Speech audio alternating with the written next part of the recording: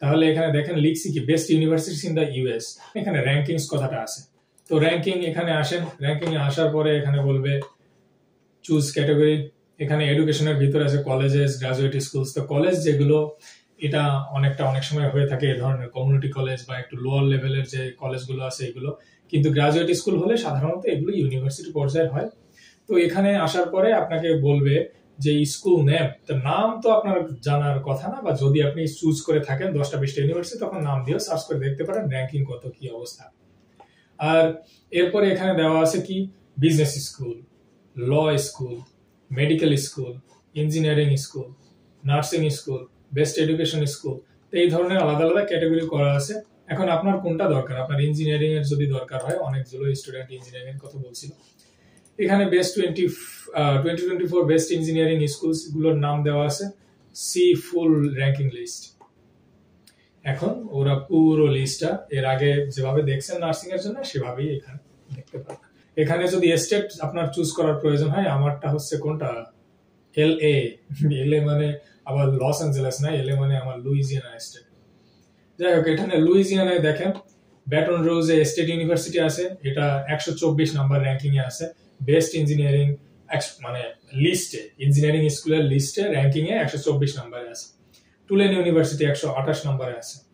তারপর এখানে আরো একটা কোনটা দেখাচ্ছে, ইউনিভার্সিটি অফ লুইজিয়ানা লাফায়েতে, এখানে অনেকগুলো বাঙালি পোলাপান আছে। আমার ঢাকা ইউনিভার্সিটির অনেকগুলো ফ্রেন্ড এখানে আছে ম্যাথমেটিক্সে।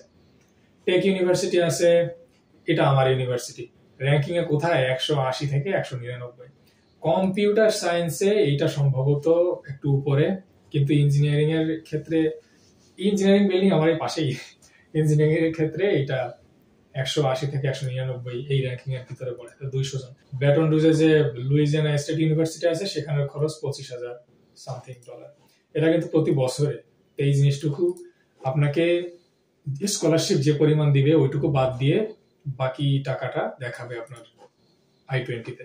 ওই টাকাটা ব্যাংকে জমা দিয়ে, এটা অনেকেই জিজ্ঞেস করছেন, গত ভিডিওতে বলছি আবারও বলতেছি, টাকাটা শুধু ব্যাংকে জমা দিতে হয়, এই টাকা ইউএসএ পাঠানোর দরকার হয় না। ওই ব্যাংকে জমা থাকা অবস্থায় আপনি একটা স্টেটমেন্ট নেবেন, সেই কাগজটুকু আপনি ইউনিভার্সিটিতে পাঠাবেন।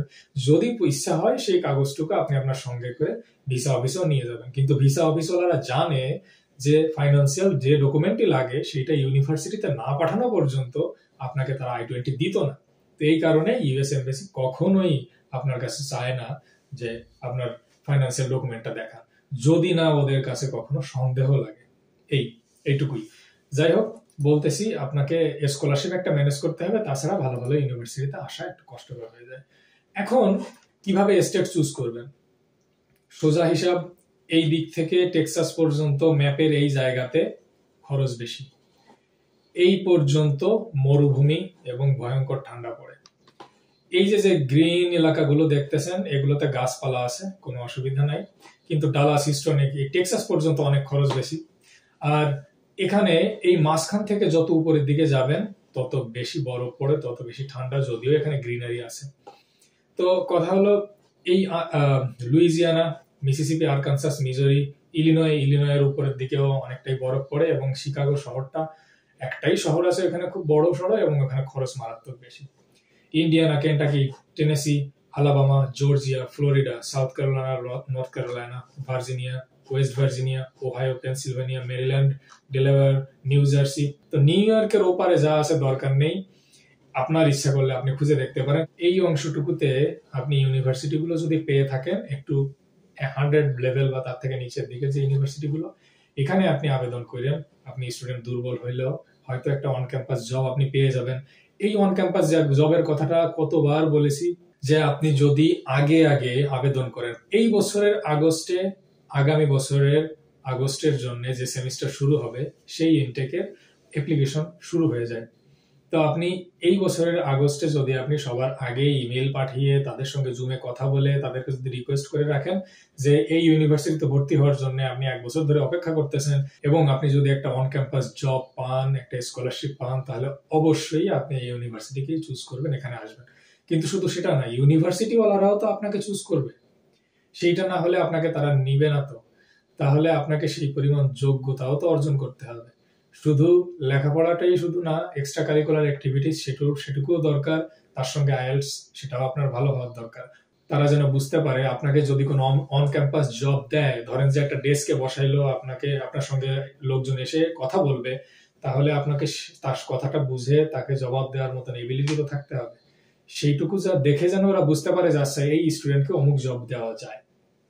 অনেক সময় ইউনিভার্সিটির আপনার ডিপার্টমেন্ট নিজে কোনো জব না দিতে পারলেও ইউনিভার্সিটির যে সেন্ট্রাল জব দেওয়ার বা স্কলারশিপ দেওয়ার জায়গাটা আছে সেইখানেও আপনি ইমেল পাঠিয়ে রাখবেন।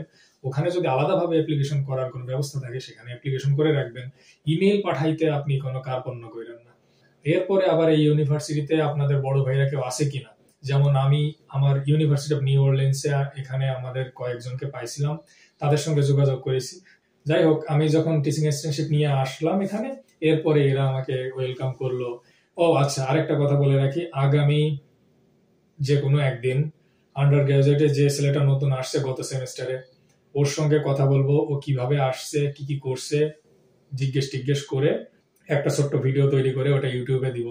এরপরে মাস্টার্সে কে আসছে, কে করছে, পিএইচডি থেকে একজন আসছে নতুন কিছুদিন আগে, সবার সঙ্গে আলাদা আলাদা ভাবে কথা বলবো কিভাবে কে কি করেছে। তো তাদের সঙ্গে কথা বললে, আমি যেহেতু ওগুলো জানি না, আমি যেহেতু ওই জিনিসগুলো করি নাই, তাদের কথাগুলো কাজে লাগবে আশা করি। তো আমি চেষ্টা করবো তাদের যদি সময় থাকে একটা ভিডিও তৈরি করে ইউটিউবে আপলোড দেওয়ার।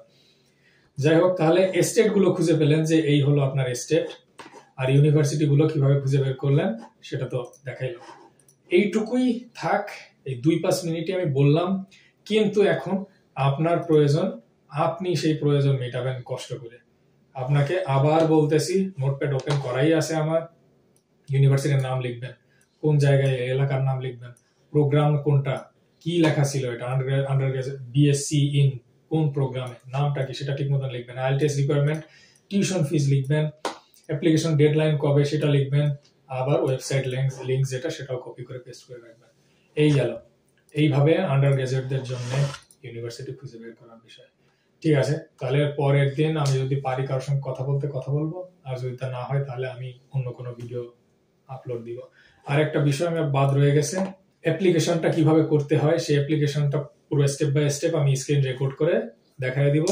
আর হচ্ছে কিভাবে লেটার অফ রিকমেন্ডেশন লিখতে হয়, কোথায় লিখছিলাম এটা, লেটার অফ রিকমেন্ডেশন কিভাবে লিখতে হয় এই জিনিসটুকু নিয়ে একটা ভিডিও বানানোর দরকার। আর সার্টিফিকেট ইভালুয়েশন কিভাবে করতে হয় এই জিনিসটুকু নিয়ে আর একটা ভিডিও বানানোর দরকার। দেখি লেটার অফ রিকমেন্ডেশন আমার কাছে তো আমারগুলো আছে, এটা দিয়ে আমি একটা কিছু তৈরি করতে পারি কিনা। ঠিক আছে, তাহলে আজকে কথা বলতে বলতে আমার গলা গরম হয়ে গেছে, আজকে এ পর্যন্ত থাক। কারো কোনো প্রশ্ন থাকলে কমেন্ট করেন, আমার জানা থাকলে আমি সেটা আনসার দেব। ভালো থাকেন।